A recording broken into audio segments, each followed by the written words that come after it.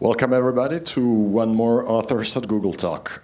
Today with us is Ian Hodder, who is going to talk about the ritual origins of settled life in the Middle East, specifically Göbekli and Çatalhöyük, two archaeological sites from the early Neolithic.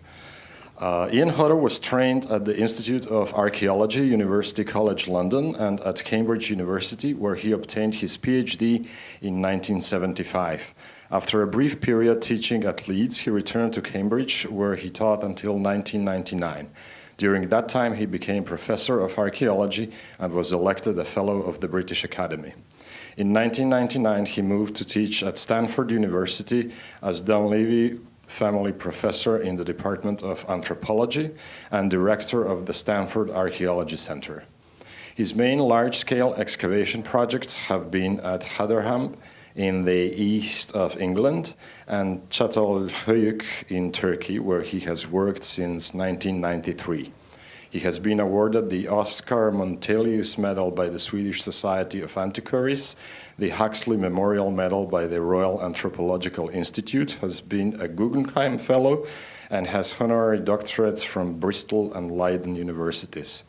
His main books include Spatial Analysis in Archaeology, Symbols in Action, Reading the Past, The Domestication of Europe, The Archaeological Process, The Leopard's Tale, revealing the mysteries of Çatalhöyük, Entangled, an archaeology of the relationship between humans and things. Please join me in welcoming Ian Hodder to Google.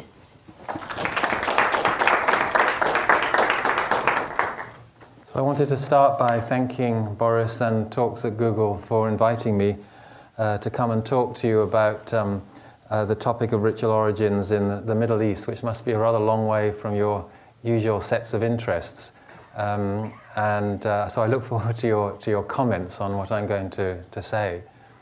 I'm going to be talking about the origins of settled life in the Middle East, and arguing that the new findings suggest that ritual and social symbolism of various sorts turns out to be very key to the origins of settled life. And I'm going to be using the new excavations at Göbekli as an example, but also using the excavations that I've been carrying out at Çatalhöyük in Turkey as an example. So the problem is a very straightforward one really, which is that for the vast majority of human life on Earth, we have been hunter-gatherers. And so for hundreds of thousands of years, modern humans moved around the landscape in very small groups, small settlements, short-term settlements as hunters and gatherers, leaving these sorts of traces, scatters of bones and stone tools, reconstructed in the way that you see down there. So for a long time then, people were living in this sort of low-density, scattered, mobile way. And then between 10,000 and 7,000 BC, things changed, and we ended up living in things like this. Large agglomerations, this is Çatalhöyük that we'll come back to later, of maybe 8,000 people living clustered together over long periods of time. So the question is, why did that happen? Why aren't we still hunters and gatherers? Why did this change occur, and why did it occur at this particular moment? One of the contributory factors is undoubtedly climate, because it's clear that during the last ice age, one has a cold climate that warms up around 10,000 BC, and so you have the modern warmer climate. This graph doesn't show the contemporary warming, but you see this fairly stable period from about 10,000 BC, and the emergence of settled life occurs all around the world at about this sort of Holocene period, in the early Holocene.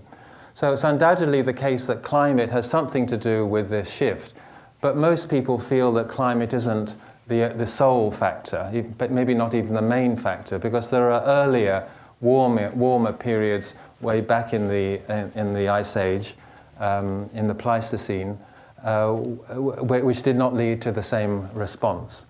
So there are clearly other factors that have to be involved. And by far the sort of dominant theories, the dominant view of why settled life began, why urbanism, if you like, the origins of urbanism began, the main theories derive from Karl Marx, and derived from Karl Marx in prehistory is the figure of V. Gordon Childe, who coined the term the Neolithic Revolution. And so following Marx, he saw this as a revolutionary event that created settled life, and he saw it as primarily the result of an intensification of use of the environment, use of resources, particularly the domestication of plants and animals. So the idea was that domestication of plants and animals meant that you could get more resources out of a given area of land, which meant that people could stay there longer and collect, and larger numbers of people could be supported. There were other ancillary ideas, such that the collection of the domestication of plants and animals led to the creation of a surplus, which would allow people to store and build up property and have ownership, and that was also seen as an important development at this time, linked ultimately to the development of ranking and social hierarchy. But the key idea was that the domestication of plants and animals was the trigger that allowed people to live in the same place over a long period of time and aggregate. Now, the idea of a revolution has been largely discredited. It's clear that the process of settling down was a very, very long, slow one that took thousands and thousands of years. But the idea that the domestication of plants and animals was key to settled life has remained a very, very important idea, that basically the economy is what did it. And that's why the site of Göbekli is very important, because Göbekli basically turns this on its head, because Göbekli is a very remarkable site that disproves that basic idea. So Göbekli itself has been excavated by the German Archaeological Institute. The excavator there for a long time was Klaus Schmidt, who sadly died recently, and the excavations are continuing nevertheless, and I'm very grateful to Lee Clare for allowing me access to some of these images and results that I'm going to be talking about.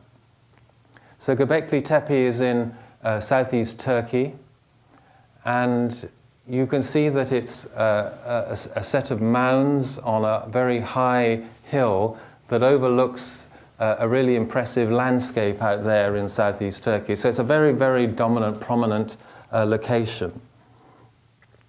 And if we look at the excavations that are taking place on this hill, we find that we see these very remarkable circles of upright stones, these sort of megalithic circles with two interior stones as well, these upright monoliths creating these circles, a number of them on this mound.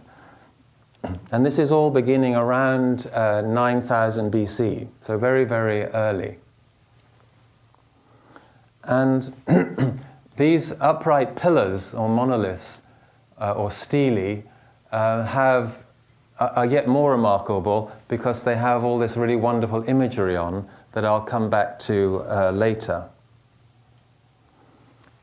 Many of these stones are enormous in size, some up to 6 meters high, enormous skill to produce them, very thin, often talked of as T-shaped pillars because they have that sort of overall T shape.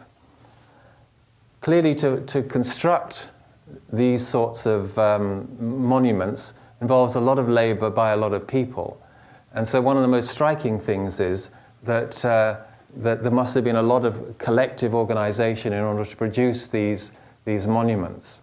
The quarrying is done fairly locally, but simply the carving out, the construction of them, the putting them upright, and the construction of these walls around them involves a huge amount of labor. Now, the very important aspect about this is that this is a society which does not yet have full plants and animal domestication. So these are really still hunter-gatherers. I mean, there's a beginning to be a move towards domestication of plants and animals, but that hasn't yet occurred here at around 9000 BC. So these are basically hunter-gatherer societies who are coming together to create these large monuments in which a lot of collective labor is needed. And that seems somehow to then generate occupation around it. So here is a photograph of these circular stone constructions, and there's a plan here. And this is the earliest phase. And then you can see around it there are these sort of very simple round or roundish houses that emerge. And then through time, you begin to get rectangular houses, and in fact, the temples, the equivalents of those things, become rectangular. So the sequence that one can reconstruct here is that people originally come together, perhaps from a very large landscape. They come together in order to construct these monuments, these ritual circles themselves, and then gradually people live there longer and longer until you have a settlement that grows up around them. So this is very much saying that at a very early date, hunter-gatherers are coming together to create community out of reasons that are social and ritual. And this is not the economy that is the driving force here. Indeed, Göbekli has a lot of these circles. This is the area that we've just been looking at where excavation has been taken place.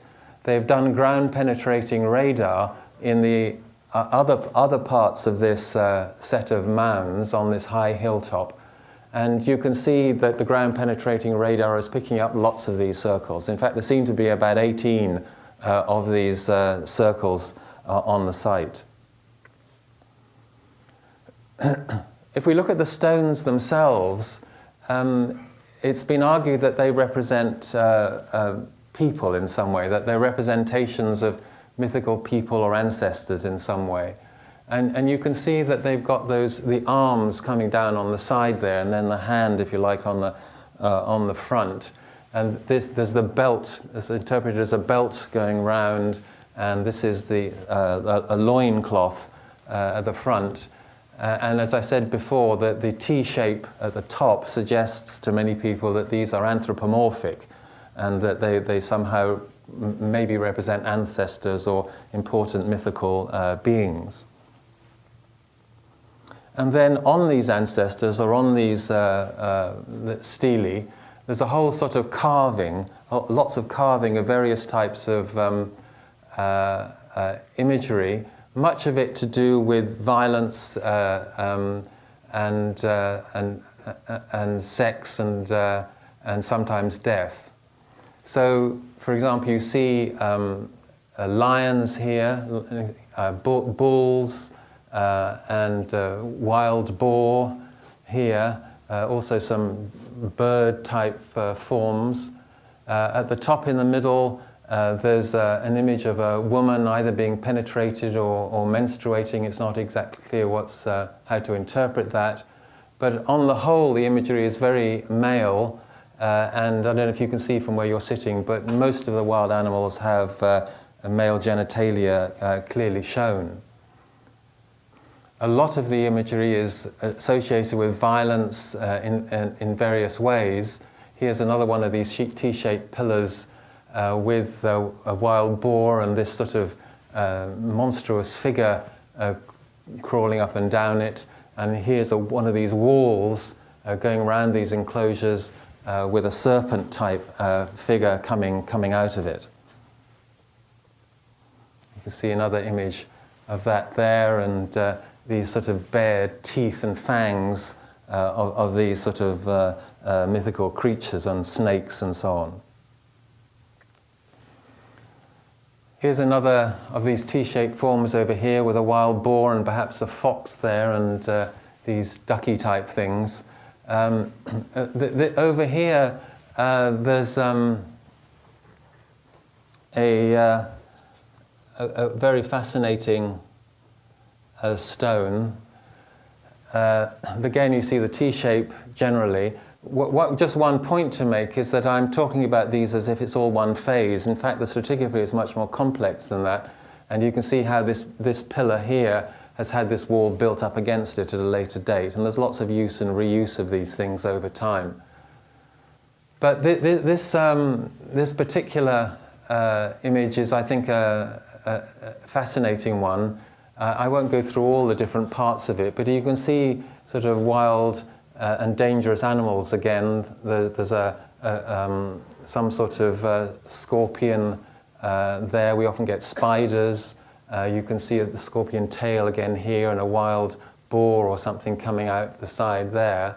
But perhaps most fascinating are these sort of birds here that look vaguely humanoid. I mean, there's some sort of human-bird mixing going on here. And there is this bird here that seems to be doing something with a spherical object, perhaps playing with a ball or something. And then down here you have this bird with, on its back is a human with an erect penis and without a head. And we'll talk later about sort of headlessness and how that's such an important part of this symbolism. But it's very tempting, as someone has done here, to suggest that is actually the head that the bird has taken and is somehow taking off or playing with from that body. And here you've got a close-up of that.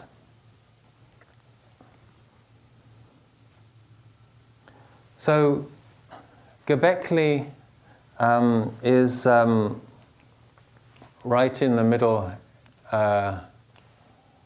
here. If I can get this to work. So just in here. And it's a larger version of a series of sites that gradually emerge that are shown by these T-shaped symbols in Upper Mesopotamia. And through time, a whole series of other sites emerge, shown by these circles, that are similar in the sense that they start in hunter-gatherer contexts with big ritual structures of various sort, and then you have a set of houses around them. So one can talk then about, throughout this region, about a sort of settling down and a focus on these important ritual buildings and centers.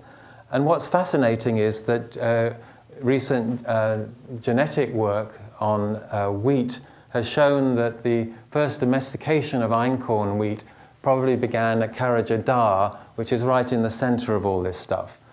And so it's possible very much to turn the sort of Marx-Childian theory on its head and to argue that it was the settling down that led to the need for more intensive production and then ultimately to the domestication of wheat and, of course, sheep and goat and the full range of domesticates that we know come from the Middle East during the Neolithic. Just to point out, there are a number of other sites, just as I've just shown you, but just to show how widespread they are, here's in Jordan a site called Wadi Fainan, which again has some sort of big, complex ritual structure up there and a whole series of small houses that cluster around it. Another site that you will all have heard of is Jericho, and Jericho has very important Neolithic levels, very important concentration of early settled life, and as part of that there is this very remarkable tower, a monumental tower that has a stairway that goes up and would have gone up to the top, in which there is also burials, human burials that are placed in this. So again, we have some sort of large ritual collective structure around which settlement occurs. So this new story about the origin of settled life is a fascinating one, and we can step forward a little bit, a few thousand years. We've just been looking at Göbekli, which is starts around 9000 BC. I'm moving on now to Çatalhöyük, which is about 7000 BC, where we'll see lots of parallels but also contrasts with Göbekli, and what we're finding at Çatalhöyük adds a lot to the story. So this is the mound at Çatalhöyük that is Neolithic in date, and you can see it's in the Konya plain, which is about, so the site is about 3 to 4 hours south of Ankara by car. And this is how we reconstruct Çatalhöyük. We already saw earlier an image of how we see it in detail, but this is in its landscape. So this is, as I said before, a large concentration of people. We think up to 8,000 people were living here. So we've moved on from Göbekli in the sense that these are much larger agglomerations of people. There's also a big difference from Göbekli in that now we have agriculture. So this is a site that has domesticated sheep and it has domesticated plants. A lot of the resources are still wild, and as we'll see later, the cattle in particular are still wild, but this is a society that has started agriculture. And the other thing that we see is that there is no ritual center here. There's no ceremonial center, no circles of stones of any sort. There are no public buildings. This is just a very, very large number of people in relative terms living in one place. Another very important part of this is that they live there for a long time. This is these become very stable societies, quite the opposite of those Upper Paleolithic Pleistocene societies. At Çatalhöyük, this is where we're excavating in the south part of the site in a small area, and we have about 21 meters of occupation, about 18 levels. So people lived on houses, knocked them down, built other houses on top, and so on and so forth over 1,000 years. So this incredibly stable society doing the same thing repetitively over a very, very long period of time. So by this time, people have really got the answer. I mean, they really know how to be stable, long-term settlements. In the north part of the site, we were excavating in order to find not so much the depth of occupation, but to understand what it looks like at any one moment in time. And this gives you a sense of how all the houses are tightly packed together. In fact, they're so tightly packed together, there is no room for streets. And although you might think that these are alleyways and so on, these actually were used just for rubbish deposition, and they're not streets. People moved around on the surface of on the roofs of the houses, and then went down a ladder into the interior. So one of the questions is, how is it possible for people to live, large numbers of people to live together in this sort of collective way? How was that organized? And in order to understand how it was organized, it's important to look inside the houses and try to make sense of the elaborate symbolism and ritual that we find there. These are pictures taken from the work that James Mellart did at Çatalhöyük in the 1960s. And you can see here the ladder that people would come down from the roof, and they come down into the south part of the house, where there is lots of evidence of food and food preparation.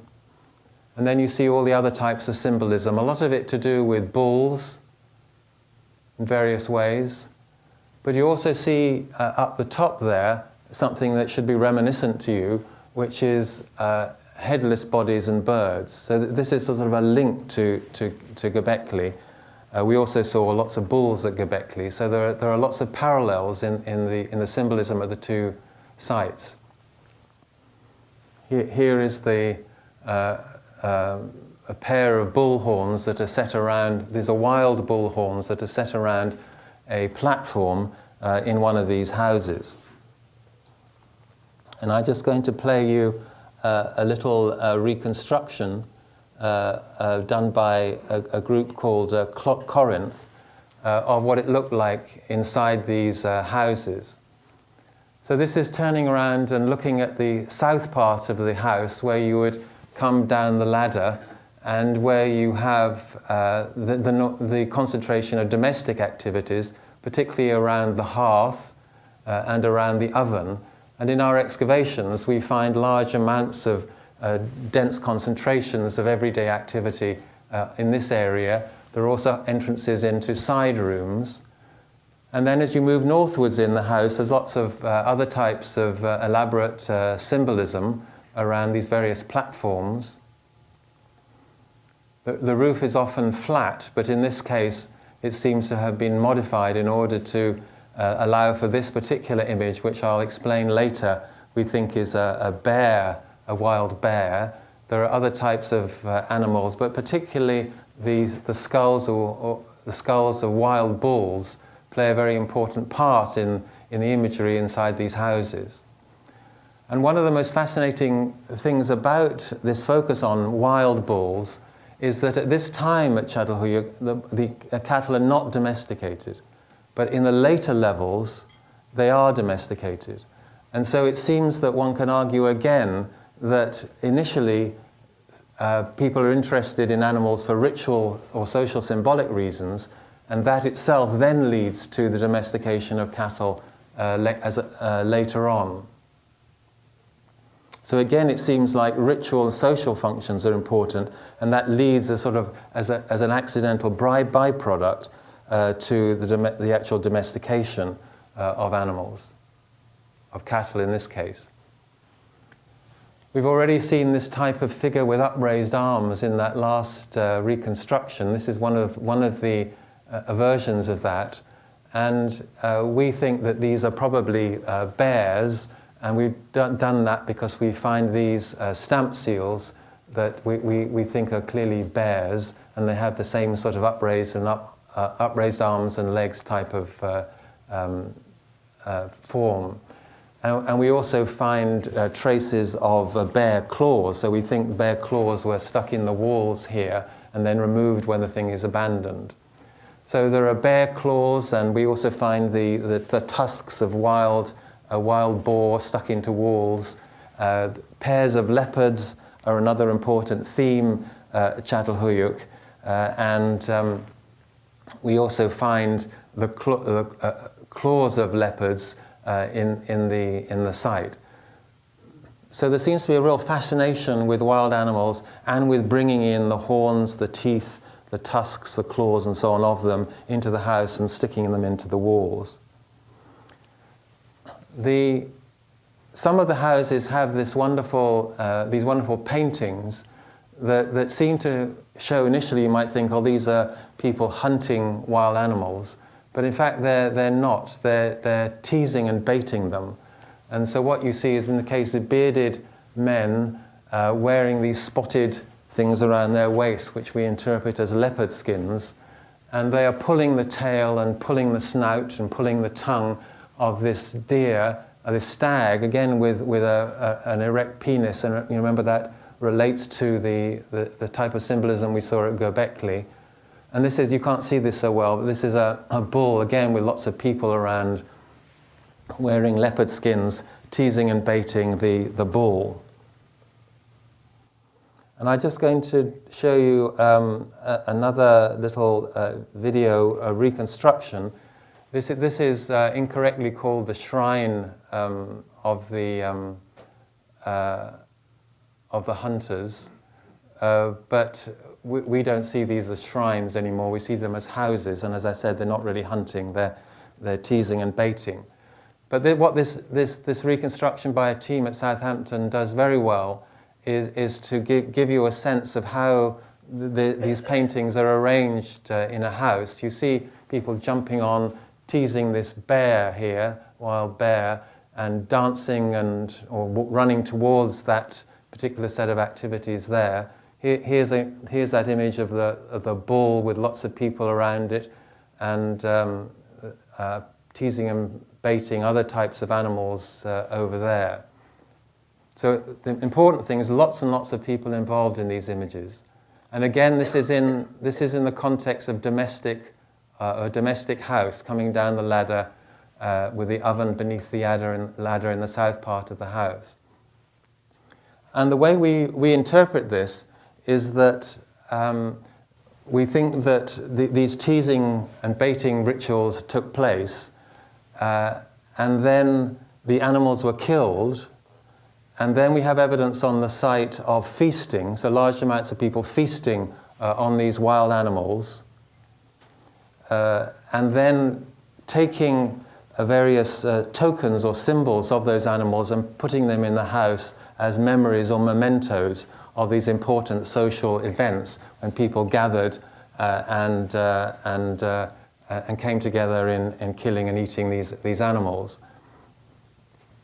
So we have then this evidence of collective action at Çatalhöyük associated with wild animals.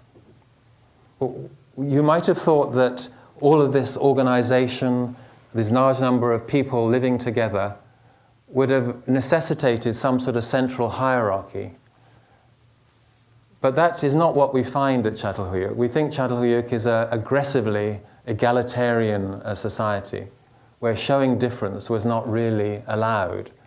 So what we've done here, for example, is on this line is we've just ordered all the houses from the less elaborate to the more elaborate, where more elaborate means they have more of that type of symbolism I've just been showing you. And if we try and correlate that with, for example, this other line is the number of figurines that are found in the house, you might have thought that the more elaborate houses, the higher status houses, would have more figurines, but they don't. There's no correlation. And we can't find any correlation at all with anything that relates to the elaborateness of the house. So the more elaborate houses with more symbolism and bull's horns and things in them do not have more storage, for example. They have the same or less storage as other buildings. They don't have more evidence of production in any way. So this seems to be a society in which you could have a lot of symbolism in your house, but that doesn't mean that you have higher status in some way. In fact, we can find no chiefly house or chiefly centre or high status house or everybody seems to be about the same. Everybody has the same amount of storage, the same amount of productive facility and so on. So as I said, this is a very egalitarian society, so that again raises even more strongly the issue of how do you hold people together, 8,000 people together, living day to day. How do you hold all that together and organise it all without any central authority? And we've seen that one of the ways you do that is by having collective rituals associated with wild animals. But I want to show you some other ways in which I think it was done. So this is a model of part of the excavation area, and you can see these different houses that we've been excavating. But I want to focus on that particular building 80. And this is looking down into building 80. The west wall here has been removed. We're looking at the north and the east wall. And here in the south part of this main room, again, we have the oven, and the hearth is just, you can't see it down in here. And this is the platform where the ladder comes down from the roof. So you'd walk down into this building here, above the oven, come into the building and move northwards where you have all these platforms. These scars on the wall are where originally you would have had upright posts that helped to hold the house up. But when we were working on this bit of the wall here, we found painting, and as we gradually took off the hundreds and hundreds of very fine layers of plaster that were probably put on monthly during the Neolithic, in order to keep the house white and clean. As we took off these hundreds of layers, we came down to this painting that has a very sort of simple and distinctive form, has these uprights, and then these sort of triangles on the side, and then this sort of brick-shaped pattern. And again, you see it here, the upright and the triangle in the brick-shaped pattern. And this is it again, and this is in this building here. There's another painting right on the other side of the excavated area, which again has these uprights and the triangles and the brick-shaped design in between. So it's very, very difficult to imagine the people who made these two paintings didn't see each other's painting. I mean, this is clearly a sign of a connection. There are no other paintings like this through the area. So this is a very particular link between these two buildings. It suggests a particular part of a network there. And if we do this for all the other symbols, we end up with this very, very complicated set of links between houses. I've linked here houses that have leopard reliefs or have these bare splayed figures or horn benches or painted hands or something. You know, so these different ways in which these symbols connect different parts of the settlement. Another very important way that buildings were connected is through burial. And I haven't talked so far about how people were buried, but Çatalhöyük is as much a necropolis as it is a settlement. And the size of these circles here is an indicator of how many people are buried beneath the floors of the houses. And you can see that some houses have no burials, whereas some have quite a lot. So beneath the house floors, people are buried, and you can have up to 62 people buried beneath one house floor. And 62 is we think is many too many people to be produced by one small family living in one of these houses. So this suggests that people are being buried into these houses from other houses, and that's why some houses have lots of burials and some have none. So we see that houses are connected by the fact that they bury together. Okay, so there's a community of houses that bury their dead in a central burial house. And as I said before, that central burial house is no different from any other house. It doesn't have any status or any special status. It is just a burial house. But we also find that the people buried in these houses ate together. And we know that because we can study the isotopes, the bone isotopes. And so here we've got carbon and nitrogen isotopes. And we're looking at individuals from these different houses. And where you have the same symbol used, that's because they are buried in the same house. So you can see that there's actually a lot of clustering in this, but you can see that some clustering that's been marked out. There is other clustering that overlaps here.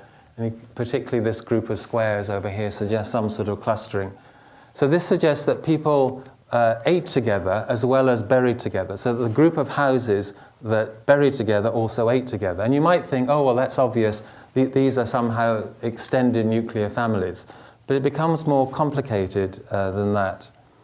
So we haven't been able, I can't show you yet ancient DNA results that we've been doing. We had great difficulty getting ancient DNA out of Çatalhöyük. And we're now in a new program that seems to be more successful. So I can't show you results from the ancient DNA work. But what we have been doing is use teeth as a proxy for genetic proximity. So what has happened here is that we've taken teeth from the individuals in the houses and measured 53 different dimensions of teeth, which are thought to be aspects of teeth which are genetically transmitted. And so it should be the case that if you find clusters of individuals with similar teeth, that they should be closely related genetically. So we do find these clusters, but they're not in the houses. They're all spread around all over the place. It's not the case that people who are buried in the same house are any more closely related to each other than people in the community at large. So how do you explain that? Well, the way we explain it, and there are ethnographic parallels for this, is that soon after birth, children are distributed around the settlement. So you don't grow up with your mother and father, your genetic mother and father. You grow up with other members of the community in other buildings, in other houses. So cross-cutting all of this, cross-cutting the groups of people who bury and have all these symbols, you also have all the genetic cross-cutting things where people are linked to each other through their genetic histories. In a way, the whole of Çatalhöyük, because of this sort of way children are treated, the whole of Çatalhöyük is one family that's all sort of tied together. And so this is a very, very dense network. It means that any individual house can call on lots and lots of different types of relationship if they run out of food or if they have a bad year, if they have difficulties in some sort. So why do people come together at Çatalhöyük? In my view, they mainly come together, not only at this site, at other sites, because they can link into these very, very dense, complex networks that supports them when there are times of hardship or they need support. By coming together, one can become involved in this very dense network. And it's this dense network and the sets of beliefs that go along with it that create the conformity and that create the set of social rules that organize and run the society as a whole. I just want to add another way in which this happens. So, at Çatalhöyük, when you were buried, you sometimes had your head removed after a period of time. So maybe a year later, somebody went down and took off the head from that individual and then reburied the bones and so on. So the head was taken out, and these heads, we know, were kept for a long period of time. So they were often painted. Sometimes the facial features were plastered back onto the skull. They were circulated for a long period of time, and then ultimately they were deposited in various ways. Sometimes they were deposited at the base of the posts that hold up the house. So the ancestor, if you like, was holding up the house. In this particular case, there's a plastered skull here. You can't probably see it very well, but there's a skull in here with the nose and the facial features plastered on. And this is a reconstruction here, the plastered face. And this is a woman's skull, and this is a woman. So this skull was kept in society for a number of, we think quite a long period of time before being deposited with this woman when she was buried. So if you came to Çatalhöyük, you would, as you moved around the site, you would find in the Neolithic that there were body parts, human body parts that were being circulated in the community as a whole. These are mainly skulls, but we also have evidence that arms and legs and other parts of the body were kept and circulated. So again, you see how this creates a network. All the people who are associated with the skull, who are related to the skull, all the people who were related to the individual from whom the skull was obtained and so on. Again, it creates this very, very sort of dense network of people. So what I've tried to argue is that at one level there are a lot of similarities between Göbekli and Çatalhöyük, very similar sets of symbolisms. But the big difference is that at Çatalhöyük this has become a domestic cult and it's integrated into everyday life. And at Göbekli it's very much part of a ritual center. And in concluding, what I've been trying to argue is that these types of collective ritual action occur in both places associated with the killing, teasing, baiting and feasting on wild animals and creating memories around those events. But as well as this focus on the collective of that type, We also get the focus on, on death and ancestry, which not only, again, create linkages and relationships between people, but also, very crucially, create time depth. So it's not enough to have a network. You need to have that network that has time depth. And that's because of the nature of intensive use of resources and agriculture. In agriculture, there is a delayed return for your labor input. As a hunter-gatherer, we go off and kill an animal, and we share it, and then we can just disperse. There's nothing to hold us together. But with farming, we clear the land together, and we invest in plows or in other types of equipment. So we've invested, and we have to somehow hold the community together before we get a return for that labor.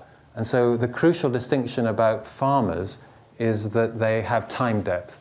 And the important thing is that time depth focus emerged very early, even before farming and before settled life. That the focus on history making happens very, very early as hunter-gatherers become more intensive and start investing in more and more things. And that takes me into another topic, which is a topic of my book, which is entanglement, because I think a very important key thing here, which I haven't talked about, is how humans just get entangled in more and more stuff. And that entanglement leads to longer-term relationships of various sorts. But the domestication of plants and animals is an example of entanglement. But one can extend that to all the other types of things like houses and pottery and so on that people are beginning to make at this time. So thank you very much, and I look forward to your comments.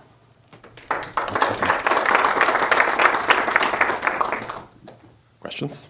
How far is Çatalhöyük from Göbekli? Quite a long way. Göbekli is right in the southeast of Turkey, and Çatalhöyük is right in the middle. I'm afraid I actually don't know what the numbers are, but it must be 600, 700, 800 kilometers, something like that. How does the kind of observations of ritual and culture in this area compare to other areas of the ancient world? I think, I should say, when you say the ancient world, you know, that there are lots and lots of locations for the origins of agriculture.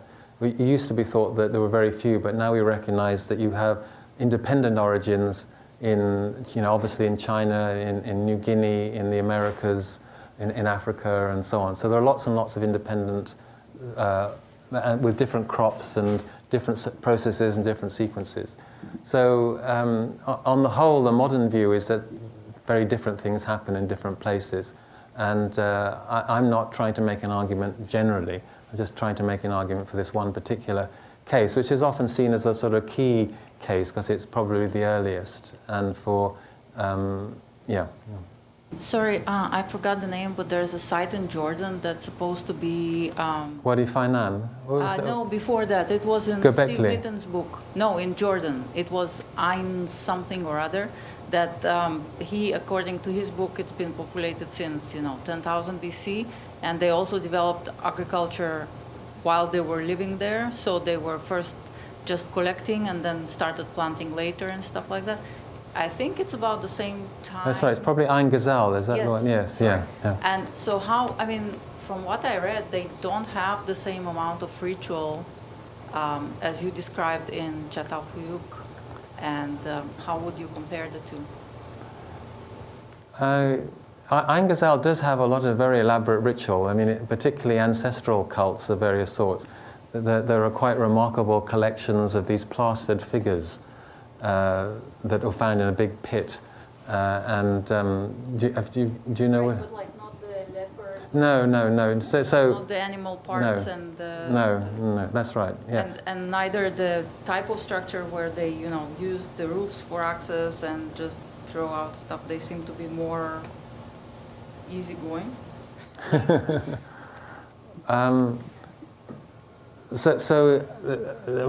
Göbekli and Çatal are really distinctive in that for various reasons they have this enormous concentration of stuff that survived. And you do get bits and pieces of it in nearly all these other sites. you get, for example, a depiction of a headless body or a vulture or a bucranium, which is a bull's head or something. So there are lots of bits and pieces all over the place. But in general terms, all of it is about either wild animals or about ancestry. And I imagine that you have similar amounts of stuff, but a lot of it will be on things that haven't survived. And so Çatalhöyük and Göbekli is just lucky for various reasons that stuff is preserved there. So do you find any evidence of conflict with outsiders? Do you find any evidence of, I don't know, like protection structures or something like that? Or is this just a settlement and, like everybody was living peacefully? Yeah, so the dominant view of my project so far has been that it's a society with very little violence. There are not big defensive structures of any sort. And there is no evidence of, lots of violent attack. So in many archaeological sites around the world of a later time period, you find skeletons with arrowheads stuck through the spine or stuck through the skull or anything. We haven't found anything like that at all. So in my view, this was a very, very well-ordered, structured, peaceful society. Çatalhöyük is very much on its own in a very large landscape, so there's not a lot of competition from outside. But there has been recent work that is starting to challenge a bit of that, because more careful study is showing a lot of depressed fractures on skulls on Çatalhöyük people. And these seem to be healed structures. So it's not that people were dying as a result of this.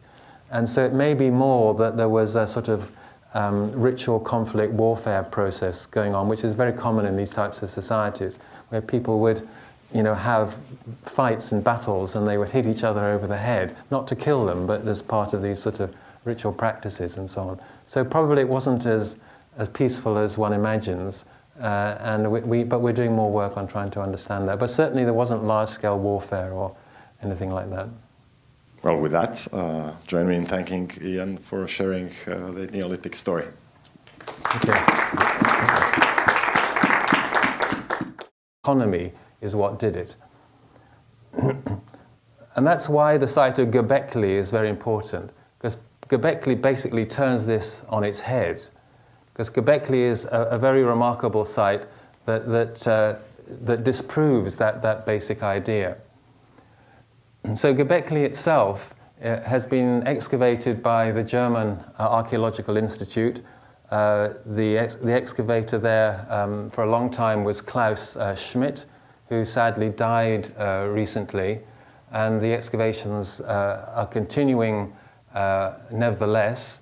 And I'm very grateful to Lee Clare for allowing me access to some of these images and results that I'm going to be talking about. So Göbekli Tepe is in southeast Turkey, and you can see that it's a set of mounds on a very high hill that overlooks a really impressive landscape out there in southeast Turkey. So it's a very, very dominant, prominent location. And if we look at the excavations that are taking place on this hill, we find that we see these very remarkable circles of upright stones, these sort of megalithic circles with two interior stones as well, these upright monoliths creating these circles, a number of them on this mound. And this is all beginning around 9000 BC, so very, very early. And these upright pillars or monoliths or stelae are yet more remarkable. So I wanted to start by thanking Boris and Talks at Google for inviting me to come and talk to you about the topic of ritual origins in the Middle East, which must be a rather long way from your usual sets of interests. So I look forward to your comments on what I'm going to say. I'm going to be talking about the origins of settled life in the Middle East, and arguing that the new findings suggest that ritual and social symbolism of various sorts turns out to be very key to the origins of settled life. And I'm going to be using the new excavations at Göbekli as an example, but also using the excavations that I've been carrying out at Çatalhöyük in Turkey as an example. So the problem is a very straightforward one really, which is that for the vast majority of human life on Earth, we have been hunter-gatherers. And so for hundreds of thousands of years, modern humans moved around the landscape in very small groups, small settlements, short-term settlements as hunters and gatherers, leaving these sorts of traces, scatters of bones and stone tools, reconstructed in the way that you see down there. So for a long time then, people were living in this sort of low-density, scattered, mobile way. And then between 10,000 and 7,000 BC, it is the figure of V. Gordon Childe who coined the term the Neolithic Revolution. And so following Marx, he saw this as a revolutionary event that created settled life, and he saw it as primarily the result of an intensification of use of the environment, use of resources, particularly the domestication of plants and animals. So the idea was that domestication of plants and animals meant that you could get more resources out of a given area of land, which meant that people could stay there longer and collect, and larger numbers of people could be supported. There were other ancillary ideas, such that the collection of, the domestication of plants and animals led to the creation of a surplus, which would allow people to store and build up property and have ownership, and that was also seen as an important development at this time, linked ultimately to the development of ranking and social hierarchy. But the key idea was that the domestication of plants and animals was the trigger that allowed people to live in the same place over a long period of time and aggregate. Now, the idea of a revolution has been largely discredited. It's clear that the process of settling down was a very, very long, slow one that took thousands and thousands of years. But the idea that the domestication of plants and animals was key to settled life has remained a very, very important idea, that basically the Welcome everybody to one more Authors at Google Talk.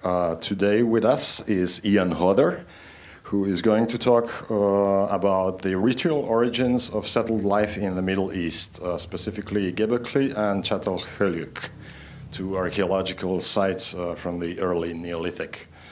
Ian Hodder was trained at the Institute of Archaeology, University College London, and at Cambridge University, where he obtained his PhD in 1975. After a brief period teaching at Leeds, he returned to Cambridge, where he taught until 1999. During that time, he became Professor of Archaeology and was elected a Fellow of the British Academy. In 1999, he moved to teach at Stanford University as Dunleavy Family Professor in the Department of Anthropology and Director of the Stanford Archaeology Center. His main large-scale excavation projects have been at Hodder in the east of England and Çatalhöyük in Turkey, where he has worked since 1993. He has been awarded the Oscar Montelius Medal by the Swedish Society of Antiquaries, the Huxley Memorial Medal by the Royal Anthropological Institute, has been a Guggenheim Fellow, and has honorary doctorates from Bristol and Leiden universities. His main books include Spatial Analysis in Archaeology, Symbols in Action, Reading the Past, The Domestication of Europe, The Archaeological Process, The Leopard's Tale, revealing the mysteries of Çatalhöyük, Entangled, an archaeology of the relationship between humans and things. Please join me in welcoming Ian Hodder to Google. Things changed, and we ended up living in things like this. Large agglomerations, this is Çatalhöyük that we'll come back to later, of maybe 8,000 people living clustered together over long periods of time. So the question is, why did that happen? Why aren't we still hunters and gatherers? Why did this change occur, and why did it occur at this particular moment? One of the contributory factors is undoubtedly climate, because it's clear that during the last ice age, one has a cold climate that warms up around 10,000 BC, and so you have the modern warmer climate. This graph doesn't show the contemporary warming, but you see this fairly stable period from about 10,000 BC, and the emergence of settled life occurs all around the world at about this sort of Holocene period, in the early Holocene. So it's undoubtedly the case that climate has something to do with this shift. But most people feel that climate isn't the sole factor, but maybe not even the main factor, because there are earlier, warmer periods way back in the Ice Age, in the Pleistocene, which did not lead to the same response. So there are clearly other factors that have to be involved. And by far the sort of dominant theories, the dominant view of why settled life began, why urbanism, if you like, the origins of urbanism began, the main theories derive from Karl Marx, and derive from Karl Marx in prehistory.